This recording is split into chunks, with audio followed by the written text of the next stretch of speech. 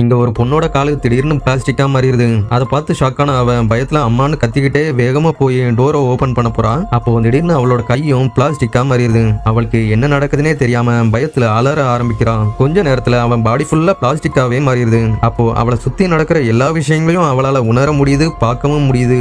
ஆனா அவளால கொஞ்சம் கூட நகரவே முடியல. அப்போ அவளுக்கு முன்னாடி ஒரு பொண்ணு நிக்கிறத பாக்குறான். அந்த பொண்ணு பாக்குறதுக்கு அப்படியே இவ மாதிரியே இருக்குது. இவ மாதிரியே ட்ரெஸ்ஸும் போட்டிருக்குது.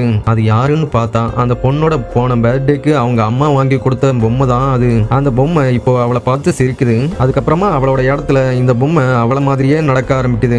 அதுக்கப்புறம் யாருக்கும் சந்தேகம் வராத மாதிரி அந்த பொண்ணோட வாழ்க்கையை இது வாழ ஆரம்பிக்குது. ஆனா அவளோட அண்ணனுக்கு மட்டும் இவளோட பிஹேவியர் கொஞ்சம் வித்தியாசமா இருக்குதுன்னு டவுட் வர ஆரம்பிக்குது. இதையெல்லாம் அந்த பொண்ணு அந்த பொம்மைக்குள்ள இருந்து பார்த்துட்டு தான் இருப்பான். தன்னோட வாழ்க்கையை ஒரு பொம்மை வாழ்ந்துட்டு இருக்குதுன்னு அந்த குட்டி பொண்ணு பொம்மைக்குள்ள இருந்து கண்ணீர் விட்டு அழ ஆரம்பிக்கிறான். அப்போ அவளோட கண்ணீரை மத்தவங்க பாக்குறதுக்குள்ள அவ அந்த கண்ணீரை தொடச்சிட்டு அவளை தூக்கி அங்க இருந்த குப்பை தொட்டியில கொண்டு போட்டுட்டு வந்துடுறான். அடுத்த நாள் காலையில அவளோட அண்ணன் அந்த பக்கமா வரும்போது குப்பை தொட்டியில அந்த பொம்மை கிடக்கிறத பாக்குறான். அவனுக்கு டவுட் வந்து அந்த பொம்மையை பார்க்கும்போது அவனோட தங்கச்சிக்கு இருந்த அதே காயம் இந்த பொம்மையோட கழுத்துலயும் இருக்குது.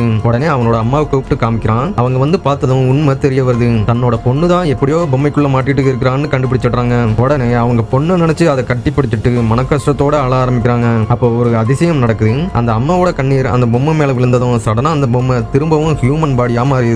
கொஞ்ச நேரத்திலேயே அந்த பொண்ணு திரும்பவும் பழைய மாதிரி ஹியூமனாவே மாறிடுறான். அதை பார்த்து அம்மா அவளை கட்டிப்பிடிச்சு ரொம்ப சந்தோஷப்படுறாங்க.